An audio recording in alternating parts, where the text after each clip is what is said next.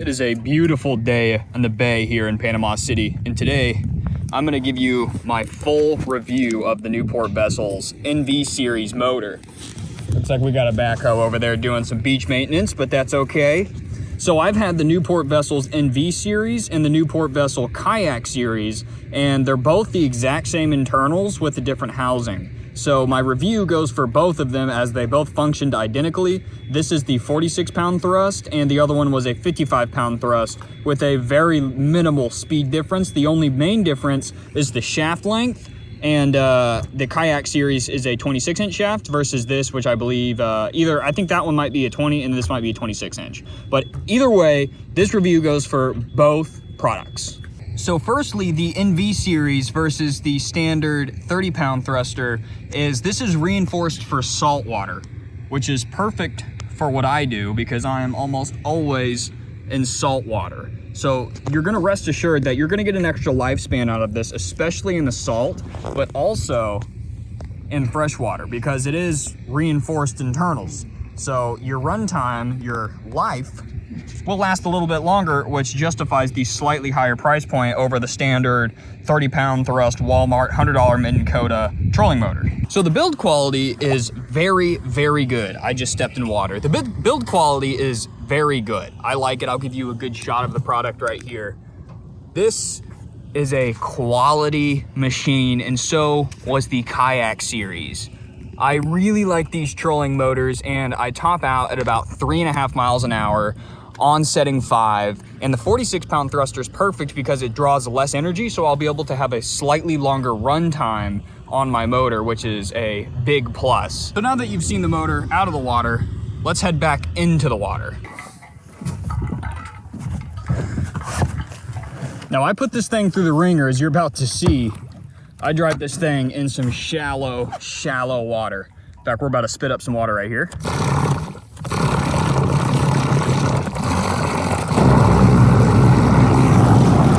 Look at that.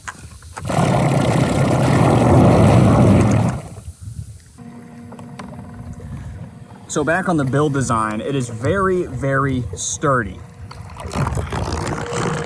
So going backwards looks like we're running a couple miles an hour, but at the end of this video, I'll be giving you a full speed test, so don't worry about that. So I've taken this thing through many grass flats. I've run it over rocks and mud and stuck it into the sand many a times, and this thing holds up very well. We go through a lot of protected seagrass areas, and sometimes you do end up chopping up some grass, and it's no problem just to trim up the motor and just it washes off as soon as you stop moving. So it's actually powers through the grass really well, kind of chops it, and I've never bogged down or really gotten stuck in any sort of grass or seaweed. So you don't really have to worry about that. Hitting some rocks and stuff, it's just a plastic little $30 propeller. You can replace it, but it holds well for me when I'm running it aground into sandbars all the time.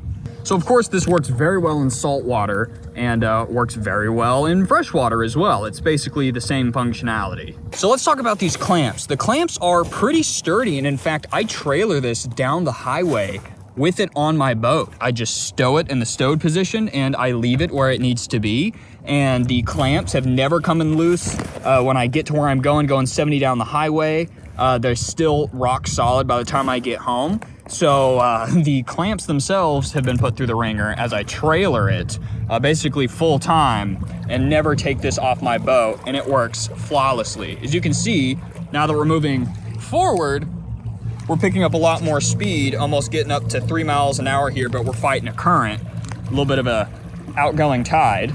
So let's talk about a feature that I really like and a feature I've actually used. So there's a little pin right here, and what you can do, or a screw, you can unscrew that. Don't take it out all the way, otherwise it'll be hard to get back in.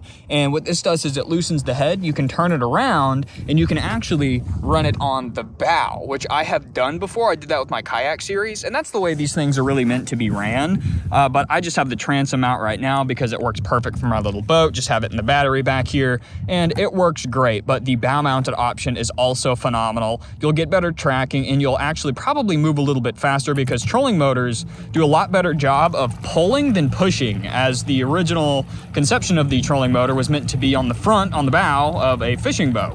Looks like we're in about a foot of water here. So real quick, we can talk about the battery gauge right here. So up top, it'll show you exactly how much energy you are drawing. So you want 12 volts. And when you turn it on, it'll drop a little bit. Plus I'm running a fish finder. But if you're kind of wearing your battery down and you're getting below 12 volts, you might see a drop in speed and it might start wobbling a little bit and bogging down. So it's nice to have a meter built in so you know if you're underpowering your vessel, you're underpowering your trolling motor and you might do some damage. So it's nice to have this. And on the fish finder, I have an exact voltage reading, which looks like I'm hovering right around 13 volts, which will give me a little bit extra power. Now I power it with the deep cycle, and of course I'll link everything down below. And stay tuned because I am going to talk about this awesome battery box, which was a great upgrade to the boat.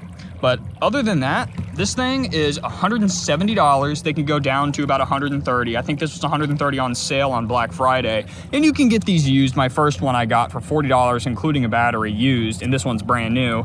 And they both functionally operate the exact same. So other than that, I've covered all the features and I really like it. My favorite thing about it is it does exactly what I want it to do, which is act like a trolling motor. It stands up to my saltwater tests. I've ran it over stuff. It's a great build quality and it stays completely locked. It doesn't come loose and it trailers perfectly down the road. So I'm going to give this a 10 out of 10, especially since I picked it up for $130. You can't really beat it. And I highly recommend the Newport Vessels trolling motor. I'm really excited to try some other products, including their 3 horsepower electric outboard. But that is going to be a video for another day because that's about $2,000 and this is $200. So there you have it, folks. There's my Newport Vessels trolling motor review.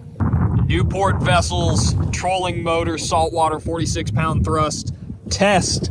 I've got my fish finder here, so we'll see exactly how fast we're going. So we'll try it on setting 1. You can hear how quiet it is. I've got the line in and on top of the water. So we're moving at about 1.5 miles. Go to setting 2.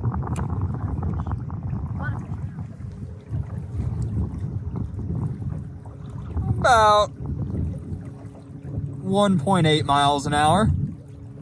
You can hear how quiet it is too. Go to 3. Now we have broke 2 miles an hour. It's a pretty decent speed. Moving right along. Now 4. Now we're pushing 2.5.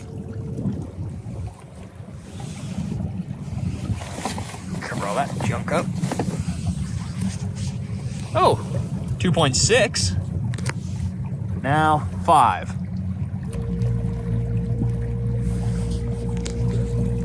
Moving right along. Broke 3 miles an hour.